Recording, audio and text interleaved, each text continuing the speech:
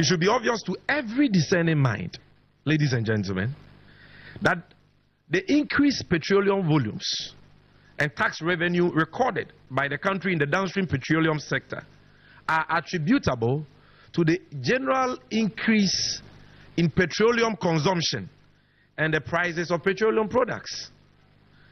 There is no concrete evidence, I repeat, no concrete evidence that shows that the recorded increases in petroleum volumes and tax revenue in the downstream petroleum sector are wholly or partly attributable or correlated to the work of SML.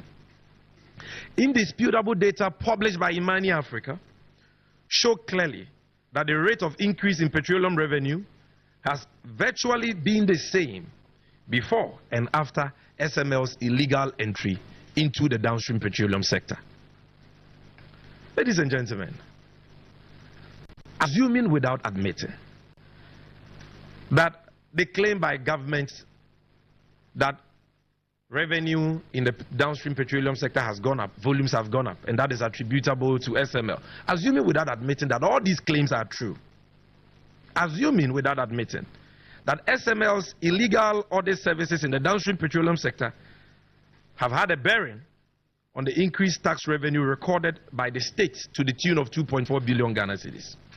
How does that justify the payment of a whopping 1,061,054,778 cedis, constituting nearly 50% of the revenue increment of 2.4 billion to SML? So you engage a company and you say that the engagement was illegal, it violates the procurement law, it violates the Public Financial Management Act, it violates the GRA Act, making it criminal. Then you turn around and tell us that, oh, the agreement has benefited the state even though it is illegal and criminal, and so we should allow them to continue the implementation of the agreement. Why? Because you claim that our oil volumes have gone up and revenue have gone up. Meanwhile, you are not able to tell us exactly what this company did which led to that increase in revenue and volumes in the downstream sector. Are we all not in this country? Haven't we seen governments imposing taxes on fuel? You have imposed a 20 pesos energy sector levy. You've imposed boiler tax on fuel.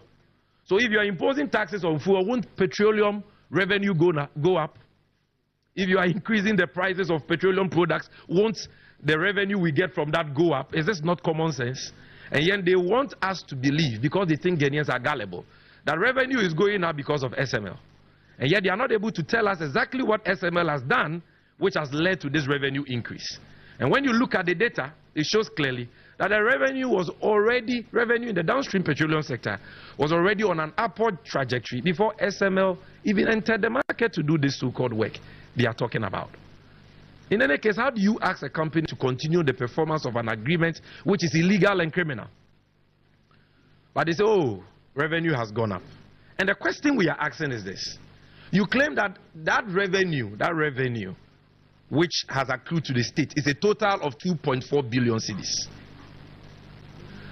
which we say is not attributable to SML, but attributable to the increase in petroleum consumption and the prices of petrol. But let's even assume that you are right, that it is attributed to SML. So a company comes to help you to collect 2.4 billion and you dash the company 1 billion. Does this make sense? In which serious country can this happen? You help the government to collect revenue of 2.4 billion and your share is 1 billion. Is there any company in the world that collects such an outrageous fee? So clearly, the justification being mounted by governments is patently flawed on the basis of that publication from the presidency itself.